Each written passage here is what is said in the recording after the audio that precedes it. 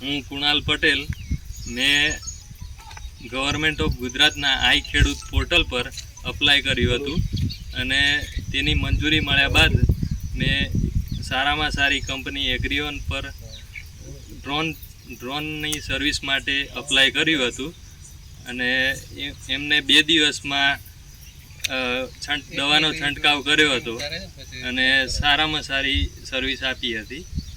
તેના માટે હું ગવર્મેન્ટ ઓફ ગુજરાત અને કૃષિ ભવન અને એગ્રીઓન કંપનીનો ખૂબ ખૂબ આભાર માનું છું.